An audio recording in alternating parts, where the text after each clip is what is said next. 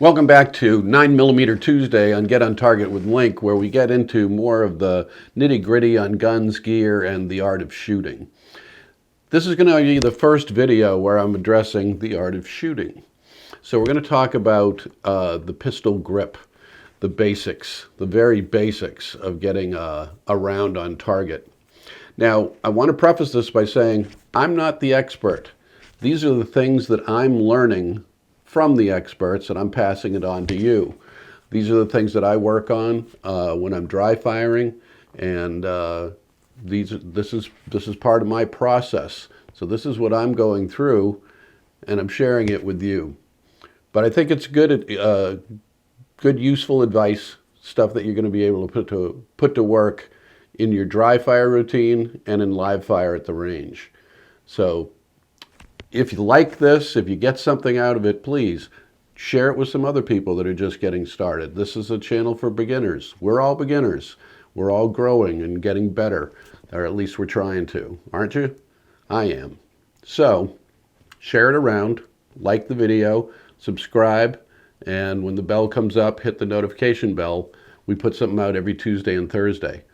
I'm going to start a series that's going to be based around the dry fire training cards, and I'm going to be going over the basic section of those cards here in a series of videos. So if you haven't gotten those cards, watch the video on dry fire training cards. I found them very useful, and I think you will too. Very challenging, and they'll keep you going for a long time. But we'll get to those in a little bit. Today, let's just start about the basics, the grip. Okay, so before we start on the grip itself, let's go over a little bit of anatomy, just some real basics on the gun itself. This is the Canik TP9 SFX that I've been featuring in some of the IDPA videos that I've been doing. This is a great gun to demonstrate the grip on because it's a full-sized firearm. It's a full-sized handgun. You can do this on all of this information is applicable to smaller firearms, but the challenges get greater as it gets smaller. Let me show you what I mean. My hand can just basically overwhelm this gun, and trying to switch around sides here, trying to I added pieces to this because it was basically impossible to get a good grip on this gun without adapting it to the size of my hand. So this is going to be something you can learn on, you can do it, but it's going to be a whole lot easier to do it on a full-size gun because you're not going to be trying to cram all of this information into a tiny platform. The other gun that you've seen on my channel a lot is the Taurus G2C. This is big enough that you could actually really start to learn the basics of a good and proper grip on a firearm. So, but this is considered a compact. So this is okay. This is kind of tough. So I would suggest working with something when you're starting out and learning about shooting, starting with something at least this size. But today, we're going to be using the Canik TP9 SFX. This is a safe weapon, nothing in the chamber, no magazine. So, with that as a beginning, the anatomy of the handgun. So some important parts that we need to know about before we get started. Of course, this is the grip, the back of the grip and the front of the grip. But this area that curves right here, this is called the beaver tail. And that's a very important place. It's where we're going to be starting when we start applying our grip to this. We'll get back to that. This is the trigger guard right here. And of course, the trigger. The slide is the part that moves. Okay, and the bottom part is the chassis. Now, let's start to build a grip. The most important, the starting point of building your grip on your hand, this webbing right here is going to be basically jammed up to the very, very top of that beaver tail. You don't want any space between the beaver tail and your hand. You don't want to be gripping it down here. That is a disaster. This is what's called a limp wrist, and it will cause stovepipe malfunctions in your firearm. You don't want to do it.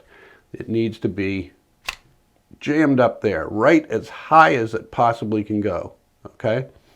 Now, once you do that, naturally your hand's going to want to do this. And of course, what we want to do is keep our trigger finger pointed straight down range until we are pointed at what we want to shoot and ready to shoot it. So this is going along the chassis of the gun, right above the trigger and the trigger guard. Fingers are going naturally around it, although we're going to adjust that in just a second. But I'll show you that in a moment. But on this side, my thumb is headed straight down range. Okay? So, once I've done that, what you'll see now is that there's this real estate right here that hasn't been built on. There's nobody home. That's where our support hand is going to come in. This part of my hand right here is going to fill in that real estate. And you'll see that when we do that, in order to do it, if I put my hand straight on it, I'm actually, my hand is on top of those fingers, and I'm not really in contact with the firearm. So in order to do it properly, what you're going to have to do is cant your hand down at about a 45-degree angle, and then fit your hand into that empty real estate and get it solidly on the grip of the firearm. So now my hand is in full contact, 360 degrees around this grip. There is no part of this grip that is being left untouched by skin. I got it wrapped up. You'll also notice that both thumbs are basically pointed straight at what I want to shoot at. They're pointed down range. And on the other side, now that I still have my trigger finger extended down the chassis, when we look on top, the thumb and that trigger finger are approximately the same, in the same places on the two sides of the gun. So I've got a solid grip all the way around the firearm. Making sense? Okay, now, I was saying that we were going to probably adjust how we're holding our trigger grip. So the reason being is if I hold this straight out, you'll see that the gun is pointed that away a little bit. And that's a result of my grip. It's not in line with my arm. I need it to be more, as much as possible, in line with my arm. And that's going to mean a kind of clockwise rotation of my hand around the grip. And it's going to feel unnatural at first. It's going to feel strange. Still up there at the beaver tail, fingers naturally wrapping around, excuse me. But now, when I hold it so it's in line with my arm, my fingers aren't wrapped quite as far around the gun as they were before. They're going to be more like that. And it's going to feel awkward at first, but this, getting it in line with your arm is going to be very helpful. So, find that alignment, find the real estate, take your hand, 45 degrees angle, fill in the real estate, thumb straight down the line of fire, finger and thumb approximately the same distance down the sides. Now, here comes some controversy. There's a lot of different philosophies about the next part. How hard do you grip the gun? most everyone is going to agree that the support hand needs to grip it pretty darn hard. Now, I'm going to grip this as with everything I got, and I want you to see what happens. If I really squeeze it, I'm going to lose control of the gun. It's going to start shaking, okay? You don't want to do that. So when they are talking about 100% strength grip, it means 100, not 130. And you got to learn what that means. But it's a really solid, strong grip with your support hand. Now, the percentage of grip between the support hand versus the trigger hand, that's where the controversy comes in. There are a lot of people that are going to say 60% of the strength of the grip is from the support hand, 40 from the trigger hand, shooting hand. 70-30. Chris Sinog, who was a Navy SEAL, and not only that, but was a marksmanship instructor for the Navy SEALs, the most elite corps that the Navy has to offer, doesn't agree. He says that you're going to grip it 100% with both hands because in a stressful situation like competition or a self-defense scenario, you're going to be gripping it 100% anyway. So you might as well practice that way. Hard to argue with him, not only from his experience, but from his expertise with the firearm itself. He's tremendous. So there's some controversy. There are some parts of this that are not going to be cast in stone, and you're going to be doing some experimenting. Almost everybody that you're going to see is going to talk about the support hand wrapping around down here. In Europe, I'm told it's not unusual for them to have the index finger wrapped around the trigger guard. I've experimented with that, and at times I've found that useful. It feels awkward on this particular firearm because it's so big and the trigger guard is quite big, so my finger is really distended, so it doesn't feel right on this. But on the G2C, sometimes it's pretty comfortable, and so that's not really controversy. It's preference. Chris Sinog believes that there is some preference to this, that you're going to find your sweet spot, and that we're all different as shooters, and it's going to ultimately be specific to us. But there are basic tenets that you can put to use, and that's what we're talking about today. So you definitely want to grip it pretty solidly with your support hand. The idea of not being quite as death grip with your shooting hand is to maintain flexibility and manipulation with your trigger finger, so that trigger control is the next step. This is just the grip today. Trigger control is something else that we'll talk about. And again, Chris is not all that keen on having a very specific part of your finger coming into contact with the trigger. He feels that if the grip is solid, then how your finger, what part of your finger comes in contact with the trigger is not going to be terribly important. Others are going to be very specific about what part of your finger. Is it the pad of the finger? Is it the crook of the knuckle? Is it the very tip of the... And they'll get very specific about that. Chris finds it to be a very secondary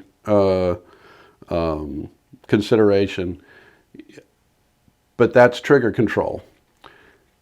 But right now, what we want to be able to do is have enough flexibility on our finger so that when we pull the trigger, we have complete control of how far we release it back. And do we go back to just reset, or do we fully let it go every time? And all the control parts of manipulating the trigger all stem from having control of the finger. If you take your finger, your fist, and you ball it up as tight as you can, and then try to have just normal flexibility with your finger while death gripping the rest of your hand, it's almost impossible. That's the concept. So that's where the 60-40 or the 70-30 concept comes from. Chris doesn't buy it. I'm on the fence. I think that makes some really good sense. There's also the idea that you are pushing forward with your shooting hand, and you're pulling back with your support hand, and that tension between those two things is what's holding the gun in place.